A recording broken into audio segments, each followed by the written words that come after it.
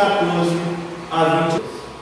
Ao anjo da igreja em Laodiceia escreve: essas coisas diz o Amém, a testemunha fiel e verdadeira, o princípio da criação de Deus. Conheço as tuas obras, que nem és frio nem quente. Quem dera fosses frio ou quente. Assim porque és morno, nem és quente nem frio, estou a ponto de vomitar-te da minha boca. Pois dizes: estou rico e abastado, não preciso de coisa alguma, e nem sabes que tu és infeliz, sim, miserável, pobre, cego e nu. Aconselho-te que de mim compres ouro refinado pelo ouro, para te enriqueceres, vestiduras brancas para te vestires, a fim de que não seja manifesta a vergonha da tua nudez, e colírio para ungires os olhos, a fim de te veres. Eu repreendo e disciplino a quantos amo. Sê, pois, zeloso e arrepende. Eis que estou à porta e bato. Se alguém ouvir a minha voz e abrir a porta, entrarei em sua casa, cearei com ele e ele comigo. Ao vencedor darei sentar-se comigo no meu trono, assim como também eu venci e sentei com meu Pai no seu trono. Quem tem ouvidos, ouça o que o Espírito diz a Deus. Pode sentar. Carta da igreja de Laodiceia. Como temos feito até aqui, precisamos compreender um pouco sobre a cidade de Laodiceia. A cidade foi fundada cerca de 250 por um homem chamado Antíoco, conhecido como Antíoco da Síria. E ele dá o nome da cidade de Laodiceia por ser o nome da sua esposa, chamada Laodiceia. A cidade de Laodiceia ela ficou localizada num ponto estratégico, porque unia Éfeso, que nós temos visto que era, dentre as 7, a principal cidade, era a cidade administrativa da Ásia Menor. Então, a cidade de Laodiceia, ela ligava Éfeso à Síria, e isso ali possibilitava muito bem o desenvolvimento comercial e financeiro. Então, a cidade de Laodiceia, ela foi com o tempo ali desenvolvendo e se tornou uma das cidades mais ricas ali do mundo antigo. Ela era um centro bancário financeiro. Você tinha ali pessoas muito ricas, inclusive em 51 depois de Cristo, um grande terremoto que devastou a cidade. Temos visto que as outras cidades, umas custaram para se reerguer, outras jamais conseguiram se reerguer, mas a cidade de Laodiceia, ela conseguiu se reerguer com a ajuda dos seus próprios habitantes. Eles negaram a ajuda do Império Romano na época, porque eles eram capazes de se unir e ali reerguer a cidade, porque eram muito ricos, era um centro bancário e financeiro. Laodiceia também era um centro industrial. Então eles faziam as vestes, existiam ali pastores que pastoreavam as ovelhas ao redor da cidade de Laodiceia, e com aquela lã daquelas ovelhas, que era uma lã diferenciada, uma cor violeta escura, era bem suave, eles ali fabricavam as roupas, que contribuía também para o comércio, era um centro industrial. Mas também Laodiceia era um centro médico, um centro da medicina. Ali existia uma faculdade, uma escola de medicina, e eles se destacaram pela questão do colírio que eles fabricavam, que era exportado para todas as partes do mundo e era um remédio eficaz para as vistas das pessoas. Mas uma curiosidade é que a cidade de Laodiceia não tinha nenhuma fonte de água próxima a ela. Ela dependia das águas que vinham de outros lugares. Na verdade, as suas águas eram encanadas. Aquedutos ali subterrâneos traziam as águas para a cidade. E estrategicamente, eu já falei aqui, eu lembro uma vez na igreja, só lembrando, você vai ver que Laodiceia, ela estava entre Colossos e entre Hierápolis. Eram duas cidades ali próximas de Laodiceia. Hierápolis, ela possuía águas quentes, e essas águas eram até consideradas águas terapêuticas naquela época. Mas do outro lado de Laodiceia você tinha a cidade de Colossos. Inclusive Paulo escreve uma carta aos Colossenses, e a cidade de Colossos apresentava águas frias. Então, no meio disso estava a cidade recebendo águas encanadas. Então, de Herápolis, águas quentes. De Colossos, águas frias. Curiosamente, as águas de Laodiceia eram mornas. Nem fria, nem quente. Eram mornas. Então, são algumas curiosidades sobre a cidade de Laodiceia. Mas vamos agora então ao texto e vamos observar aqui no versículo 14 como que o Senhor Jesus aqui, como remetente daquela carta, se apresenta àquela igreja. Ao anjo da igreja de Laodiceia escreve: essas coisas diz o Amém, a testemunha fiel e verdadeira. Esse Amém está ligado na questão de ser testemunha fiel e verdadeira. Significa que o Senhor, quando Ele fala, quando Ele promete, quando Ele dá algum testemunho, é fiel, é verdadeiro, é confiável, vai se cumprir.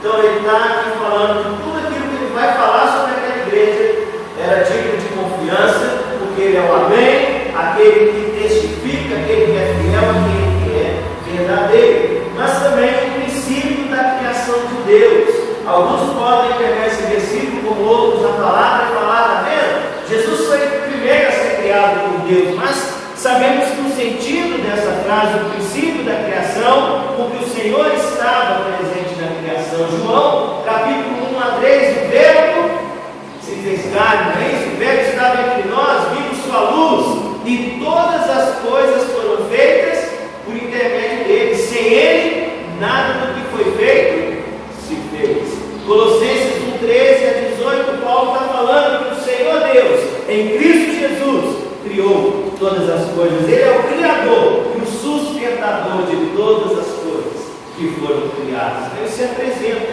como um Amém, a testemunha fiel e verdadeira, o princípio da criação de Deus. Mas, para você que tem anotado, dentro de todas as igrejas, Laodiceia não apresenta nenhum elogio da parte do Senhor, ou algo que Deus pudesse se destacar positivamente daquela igreja, mas vai apresentar críticas e acusações da parte do Senhor. Começa aqui no versículos 15 e 16: conheço as tuas obras, que nem és o quê?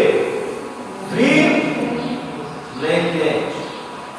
Quem dera fosses frio ou quente. Assim, porque és morno e nem és quente nem frio, estou a ponto de vomitar-te da minha boca. A palavra no original frio dá indicação de a palavra é uma água, né, algo frio que possa levar ao congelamento. O quente é algo que vai levar a temperaturas elevadas, mas o morno é aquilo que vai levar a náuseas. Alguém que gosta de algo, de uma água morna? Eu não sei que você pode explicar alguma coisa na medicina, né? Tem água morna, mas o que eu li é que nosso estômago, né, é o que Deus está falando aqui, que Cristo está falando, a ponto de quê? Porque é o novo, faz bem. E o Senhor aqui está dizendo: quem dera fosse frio, seria até melhor que fosse frio, ou quente, frio demais ou quente demais, do que morto. Então, olha a acusação que ele está trazendo para aquela igreja, em volta das águas encanadas daquela cidade que também eram mornas. Mas, versículo 17, ele continua dizendo, ligado a isso: pois dizes, estou rico e abastado, não preciso de coisa alguma. Assim como aquela cidade se orgulhava, se gabava por sua riqueza, por seus status, a igreja também se sentia ali, né, demais diante de Deus. Mas isso era o que ela sentia.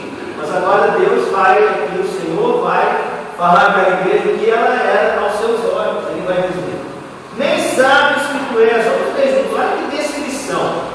Eu fiquei pensando, gente, se Deus escrevesse uma carta para a nossa igreja e descrevesse dessa forma, qual seria o nosso sentimento? Como pode ter sido, né? Quem leu naquela época dessa carta, o que ele vai dizer? Tu és, vamos ler juntos, primeiramente, segundo, sim, miserável. Terceiro, pobre, cego. Olha como o Senhor está descrevendo essa igreja.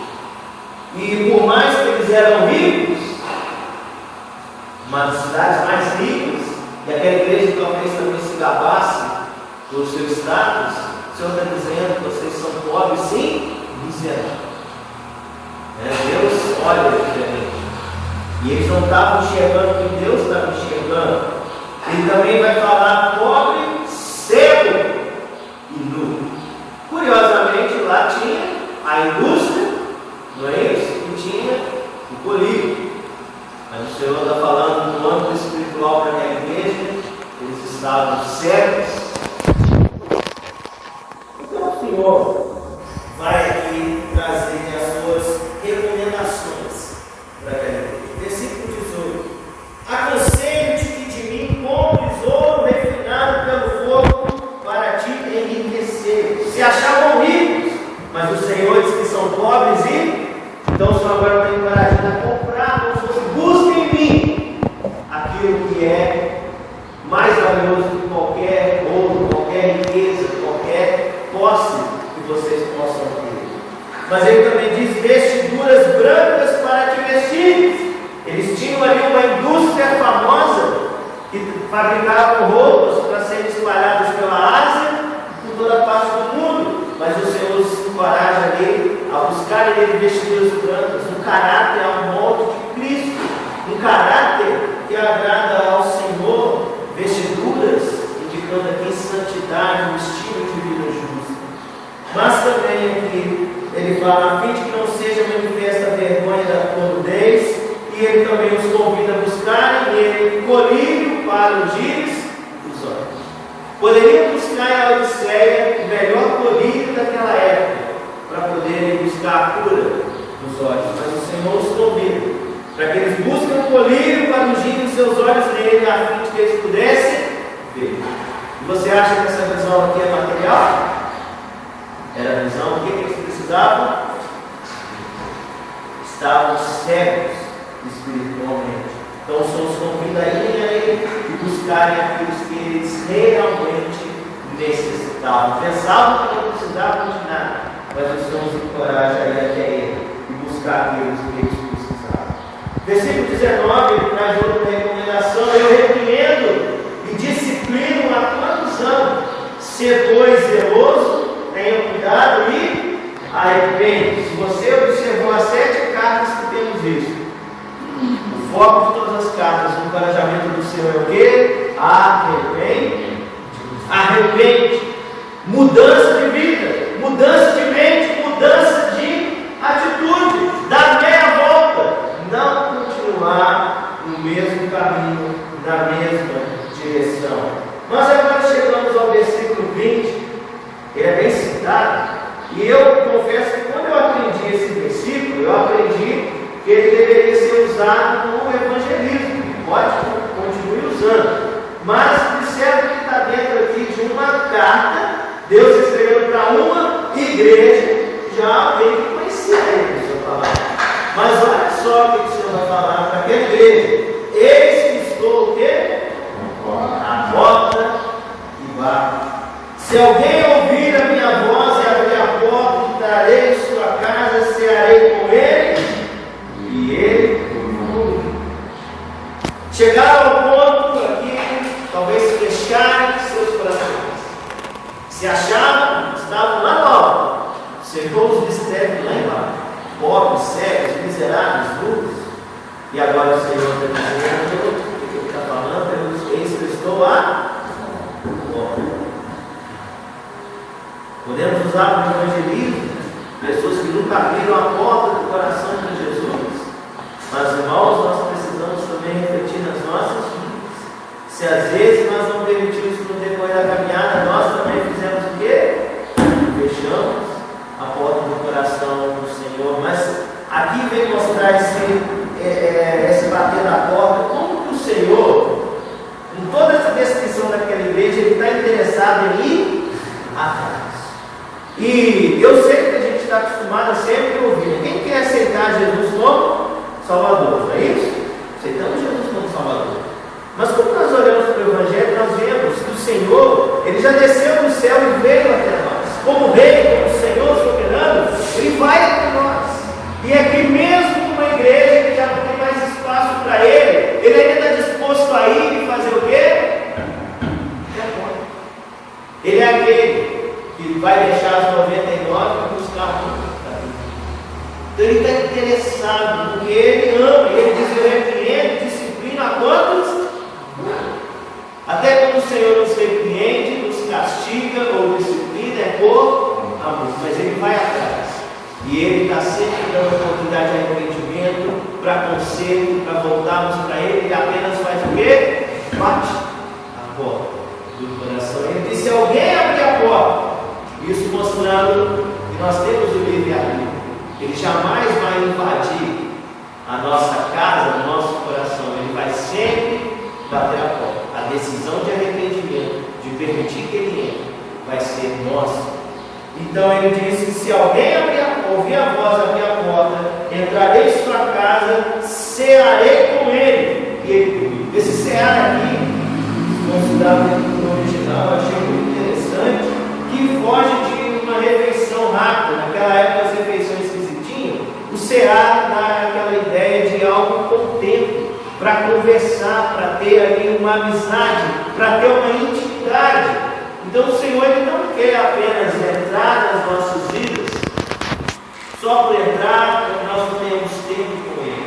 Ele quer ter tempo, relacionamento íntimo conosco. Ele quer cear conosco. Ele quer estar presente nas nossas vidas. Lembra que Ele nos comissionou ir fazer discípulos de todas as nações, mas eis que eu estarei convosco. Ele é o Deus Emmanuel, é o Deus que está conosco. Mas às vezes nós não temos tempo para esse Deus conosco. Não queremos abrir a porta e permitir que esse Deus venha cear conosco. Está presente no relacionamento íntimo com as nossas vidas, mas Ele está na porta. Agora Ele vai trazer dois alertas aqui para nós. Ele vai dizer, lá no versículo 16, novamente: assim porque és boa e nem és quente nem frio, estou a ponto de vomitar-te da minha boca. Ele está falando para a igreja: estou a ponto, por causa dessa mornidão, estou a ponto de vomitar. E no 19, novamente, ele diz: eu repreendo, disciplino a condição. Então, certamente, se não houvesse arrependimento, ele iria vir para amor, se repreender e disciplinar. Mas a promessa se encontra no versículo 21. Ao vencedor, aquele que desce abrir a porta e permitir que ele entrasse para cear, se arrependesse. Ao vencedor, dar-lhe sentar-se comigo no meu trono, assim como também eu venci e me sentei com meu Pai no seu trono. Isso faz lembrar de Romanos 8,17, que diz que se nós somos filhos de Deus, somos também herdeiros e co-herdeiros com Cristo. Se com Ele sofremos, também com Ele veremos e experimentaremos a sua glória. Ele promete: possamos também reinar por Ele, sentar no seu trono, assim como Ele venceu e se assentou ali com o Pai. Versículo 22, como todas as cartas terminam, quem tem ouvidos, ouça o que o Espírito diz. Pois bem, todo esse contexto histórico da carta, gostaria de uma forma bem prática de trazer aqui uma pergunta e ao mesmo tempo tentar nos mostrar, nos levar a refletir. Será que nós nos encontramos nessa multidão espiritual? Não podemos ser mortos. O Senhor fala: quem quer que fosse frio demais ou quente demais, mas morto, causa náusea, a ponto de vomitar da vida. Eu estive refletindo então, preparando a mensagem, e 3 atitudes poderiam expressar essa multidão: ser morto, nem frio. Primeiramente seria a indiferença. Isso podemos pensar no nosso relacionamento uns com os outros. Às vezes podemos ter um relacionamento que chega a um certo ponto e fala: amor, sabe, diferente. Você já lidou com pessoa, parece que você está conversando e ela está te ouvindo, olhando para você, mas parece que ela está assim, parece que ela não está mais ali. Ela está ali. Ela nem fala assim: eu não quero saber de você. Mas ela também, não está ali com qualidade para te ouvir, para te apoiar, para ser seu amigo. Mas ela está lá, de forma indiferente. Pode ser que às vezes nosso relacionamento com Deus, depois decorrer do tempo, possa tornar o outro indiferente. A gente não deixa de orar, a gente não deixa de buscar ter um contato com a palavra de Deus, mas é de uma forma diferente. De uma forma onde não há mais ali aquela entrega. Às vezes nós ficamos indiferentes quanto à obra do Senhor. Ficamos indiferentes quanto às pessoas que estão indo para o inferno. Isso me faz lembrar do pastor Roberto. E quando eu falo pastor Roberto, acho que só aqui, ele sabe quem está praticando. Eu conheci o pastor Roberto. Acho que você te uso mais do que eu, né, filho? Cresceu jovem. Eu não me esqueço que em suas mensagens, o pastor Roberto sempre falava que a pregação do Evangelho ela é urgente. E quando ele orava, Senhor, dá compaixão pelas almas. Ele pregava e nós orava, dá compaixão pelas almas. Eu tenho que se lembrar, eu tenho que lembrar isso. Mas nós ficamos indiferentes. Nós ficamos, vamos para o inferno. Aí a gente busca até mesmo na Bíblia ter um conforto para continuarmos diferentes. Mas está na Bíblia que o amor vai se esfriar, por isso que as pessoas que querem saber de Deus e tal. Não, nós não podemos ficar indiferentes.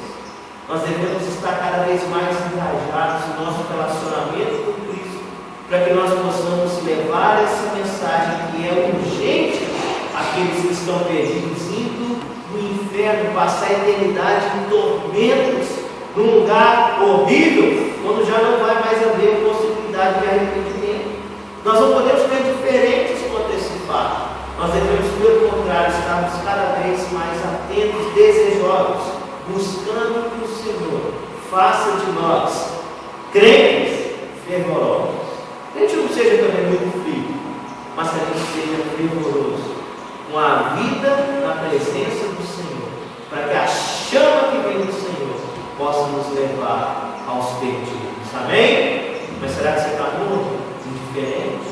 Segundo lugar, seria uma indefinição, para mostrar que nós estamos mortos espiritualmente. Por quê?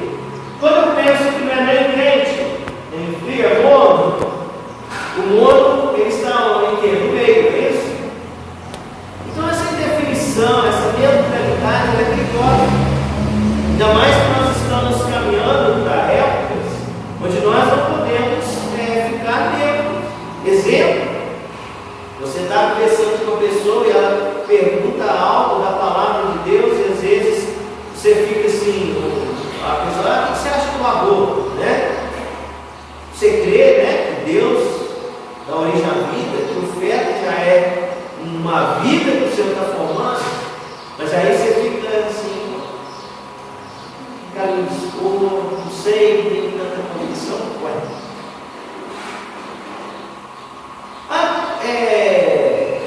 Todos os caminhos, que tem essa frase aqui que fala, todos os caminhos levam para Deus, aí você balança a cabeça e fala o quê? Não, Jesus é o caminho, a verdade e a vida. Ele bota no meio, e alguém falou que o muro no meio também é um lugar. Ele não pode falar em definição, ser muro, tem convicção daquilo que a gente crê. Você vê os apóstolos, quando perguntavam a eles sobre o que eles acreditavam, eles anunciavam a palavra e mesmo com ações e conclusões, eles falavam, não vamos deixar de falar daquilo que temos visto. Importa mais obedecer a Deus do que aos outros. Então a gente tem que decidir. Isso faz também lembrar de Elias. Quando ele vai ali ao Monte Carmelo, ele ajuda os profetas e os adoradores de Baal, ele vai falar assim, até quando vocês vão ficar aí discutindo, questionando entre dois pensamentos? Se o Senhor é Deus, serviu o Senhor. Mas se Baal é Deus, vai servir Baal. Mas não é esse negócio de que serve a Deus e serve Baal, que foi algo que veio da Jezabel, ali com Acabe, instaurado no povo de Israel. Não tiraram tudo. Podia ter ali, mesmo de forma discreta, um pouco de culto a Deus, mas o grande Deus, Israel, se tornou Baal. E tinham aqueles que ficavam naquela, não, eu adoro a Deus, não, eu adoro também Baal. E Elias fala, chega, tem que decidir, ou segue a Deus, ou segue Baal. Mateus 6,24, Jesus, ninguém pode servir a dois, ou vai se aborrecer de um servir a outro, ou vai levantar um dedicar a um vai desprezar o outro. E em específico ali na passagem vai falar, não poder seguir a Deus, e o Deus do dinheiro, as riquezas ou qualquer outra coisa das nossas vidas que se torne prioridade ou ocupe o lugar do Senhor. Então a gente precisa deixar sem definição essa neutralidade para que nós nos tornemos mortos. Porque isso não vai causar impacto em ninguém. Coisa morna só dá vontade de quê? Traz impacto ao outro. Então você está morno? Pensa na diferença. Seu relacionamento com Cristo, o Evangelho com gente. Sem definição, essa neutralidade, mas também, como vemos aqui no texto, além da, nós observamos aqui, além da diferença de indefinição, precisamos ver a nossa insensibilidade. O que aconteceu ali com aquela igreja? Eles estavam ali mortos, chegaram ao ponto de pensar, estamos ricos, abastados, não precisamos de coisa. Aí Deus vai falar o quê? O Senhor vai falar o quê? Vocês nem entendem, vocês nem estão enxergando como vocês estão. Pobres, miseráveis, cegos, se tornaram insensíveis. Era necessário novamente o Senhor bater na porta do coração. E a gente pensa, mas eu já entreguei minha vida a Jesus, eu fui liberto, Deus abriu meus olhos, estava em trevas. Mas quantos que permitem que no decorrer da trajetória, da caminhada com Cristo, seus olhos espirituais novamente se fechem, que os corações novamente se tornem sensíveis? Não, eu estou bem, eu estou rico, abastado, não preciso ouvir essa mensagem, não. A gente tem que tomar muito cuidado, porque o Senhor aqui, a sua visão era outra. E eles estavam ao ponto de estarem insensíveis, uma insensibilidade espiritual. E essa insensibilidade é no coração do. Quando você olha para a história de Israel, o que levou Israel, tanto o reino do norte como o reino do sul, a sua queda, domínio por povos inimigos, foi que Deus sempre os alertava, Deus os convocava ao arrependimento, usava profetas, mas eles não davam. Não, Deus não vai nos levar ao cativeiro, Deus não vai permitir a nossa queda. Podemos continuar na idolatria, podemos continuar na imoralidade, podemos continuar nos nossos desejos. Deus não vai nos castigar, estamos bem, somos povos de Deus. Eu lembro de Jeremias, que ele vai citar o povo que ia ao templo, se apegando ao templo, dizendo: estamos no templo, então estamos salvos. Mas Deus vai usar Jeremias: vocês estão fazendo tudo de errado, vem para o templo achando que aqui não passa de baixo para dar tudo certo, emendem vossos caminhos. Se arrependam, mudem de atitude. Essa era a mensagem dos profetas. Mas o povo não dá. Estamos falando do povo de Deus. Então, como igreja, servos do Senhor, precisamos tomar cuidado para que não permitamos que nossos ouvidos possam novamente se fechar, nossos corações possam chegar ao ponto de se fechar novamente. E precisamos então que Deus bata a porta do nosso coração. Mas se esse é o seu caso, se você não está nem frio ao ponto de congelar, nem muito quente, está morno, ainda assim, como o Senhor que é misericordioso e te ama, Ele faz o quê? Ele bate a porta do seu coração. Ele quer te tirar da multidão espiritual, da indiferença, dessa indefinição, dessa neutralidade, dessa insensibilidade, e quer te tornar fervoroso na presença dele. Que nós não sejamos mornos nem frios, mas que nós sejamos fervorosos para servir ao Senhor, para glorificar o Senhor, porque a promessa que Ele nos dá é que nós vamos acertar no seu plano, vamos passar a eternidade sem Ele. Que Deus possa deixar essa palavra no seu coração, e que você saia da multidão